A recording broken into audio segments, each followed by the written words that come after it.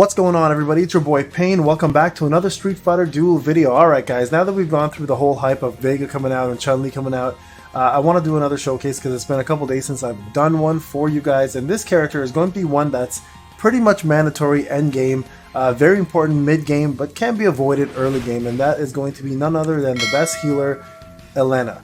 Now, the reason why I want to focus on her is because there's a lot of controversy of her popularity and whether she's viable or not, and I'm going to break down everything about her, and we're going to talk about why she's so important endgame and pretty much a mandatory part of your team when you start doing 30 pluses, okay? So let's talk about her from the start. She is a Thunder faction, she's an agility character, she's a support clearly, and she has secret arts which gives her 100 HP. Now, her bonds are as follows. They have Makoto, Chun-Li, and Rose. Alright, so if you have them, you'll automatically get these based on the grade that you have these other characters with. Remember, these characters do not need to be in the actual team lineup to provide you those stats, as long as you own them or have had them at one point in time.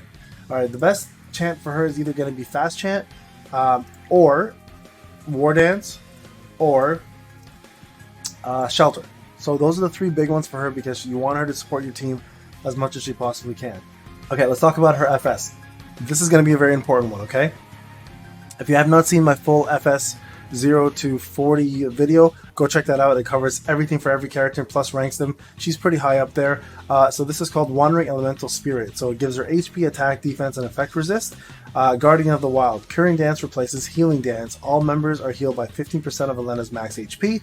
The healing effect is increased by 50% on allies who are under 30% of their own max HP. Additionally, all teammates get a dot that recovers 2% of their max HP every second for 6 seconds. Sorry, not a dot, a hot. The dot is damage per second, damage over time. Hot is healing over time. So unlock the +5 assist skill. This takes effect when the fighter is in an assist position. When performing a super combo or a combo, the assisted fighter that she's linked to is healed by 8% of her max HP. Unlock that +10 increases the healing dance to 9 seconds. 20 is 12 seconds. And then lastly, now this is the controversial one. Curing Dance has 60% chance to trigger Brave Dance, which is level 3. And if you don't know what that is, we'll cover that shortly. This is considered a trigger skill. Now, whenever she triggers this, 60% of the time, it's an amazing buff because it increases your attack. The problem is she goes into your team and outside of her tag position and can be one-shot. So be very, very careful, guys. Great for bosses, great for units that aren't going to one-shot her, but during PvE fights against higher-end teams where she's usually the most viable healer in the game, she can get destroyed pretty quickly with that. So be very cognizant of that specific fact before you go +30. Alright, let's talk about her vehicles real quick, and then we'll jump into her actual skills. So her cars unleashes Hurricane Tower level 3 when a friendly fighter dies. This is considered a trigger skill. It may trigger once per battle. Unleashes Hurricane Tower when the battle begins. This is considered a trigger skill. So what is Hurricane Tower? We can talk about that real quick. Where is it? There you are. Hurricane, it's called Hurricane Dance. They call it Tower. I have no idea why. It's a mistranslation. But essentially performs a charge dance that grants all teammates 20% damage reduction for 8 seconds. Okay, not that great to be honest with you. When somebody dies, she does it. It happens once per battle. It'll happen in the beginning of battle for 8 seconds. So total 16 seconds of having it. Again, not a must-have. It's great for the stats for her, especially because she heals off of her max HP. But honestly, the cars are not necessarily that good. So, which makes her actually... It makes it actually not a bad thing because less resources required for her. Okay, let's talk about her skills now. Brave Dance. This is the one I was talking about where she jumps into the fold, right? In a series of dance-like moves, Elena strikes the enemy 4 times in a row, deals 460% of attack.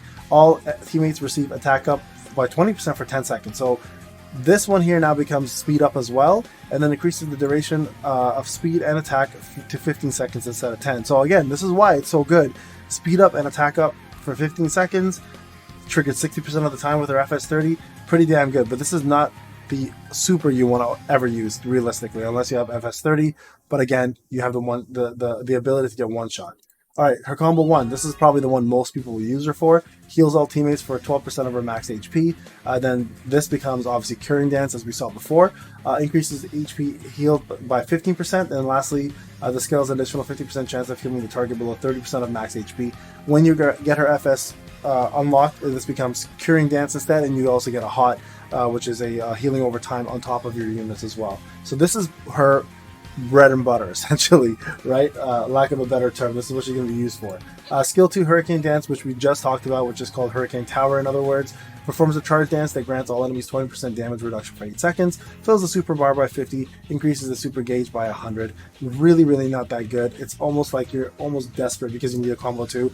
Wouldn't recommend this one either. Again, you can have the 6 cards and have it activate in the beginning of battle, and if somebody dies, but even then, I wouldn't recommend it that much. Too many resources. Rhino Hide Dance. When the battle begins, increase the HP of all allied fighters with the highest attack by 20% of Elena's max HP. Also increases defense, and then increases HP bonus to 30% and defense to 30%. So overall, very good buffs in the beginning of battle, and those persist, right? They're not like a 10 to 8 seconds. Those are permanent buffs that stay on the units throughout the whole fight. So that's essentially her in a nutshell, guys. The epitome of what a healer looks like in this game. So let's just quickly go do a fight. I'll show you kind of numbers. As a matter of fact, here I have numbers right now for you. So let's go leaderboard. So these are most Akumas. There I am. Okay. Stats. There you go. See here, 68% of the healing has been done by her. Obviously, a little bit does get done by Bison because he does heal and revive himself with his Infernal King. And then some of these are lifesteal effects by Gormagala Ken because he has that. But here, let me just show you guys kind of how this works in a nutshell, and we can show you the buff that pops off when she does Brave Battle Dance. So here, this is her coming in with her passive, giving the highest attack, which is Bison, more HP and defense, right? That's him getting the 30% defense buff. Now watch when I do the combo. It won't happen for a little while, so let the stun go through first. We'll do this a little quicker. Stun will happen, then we're going to start watching the combo occur. Okay, so let's go, go, go. And here, watch. So here comes her heal. Right? There's the heal right there. And you can see there, people started getting Brave Dance. So there's the attack up, and attack up. You see the fist there? So those are all attack ups. So that's her jumping into the fold right there, doing it again. And you'll see right there, the fist right there, right there, right there, right there, and right there. Okay? So 60% of the chance she's going to be doing this non-stop. See it again? Oh, that was just a heal. See how quickly she went out? And then there's Brave Dance again. So there's more attack right there. Right there, right? So that's what I'm saying. See, she jumps into the actual battle right there, doing it again, and can get herself one-shot. Now, bosses, it's not that bad because they don't one-shot units for the most part. But when you're fighting PvE battles where it's fairly simple to get one-shot by opponents who have millions of power over you, she's the first to die. And if that happens, you now have a tag spot that's wasted, and you need to restart the battle. So again, be very cognizant of that, guys, when you're pushing for FS+30, because that can definitely happen to you throughout the fight. But outside of that, she is a must-have when you start doing end-game to mid-game content. Alright guys, Payne, hope you enjoyed the showcase. If you have any questions, let me know in the comment section. Talk to you in the next one.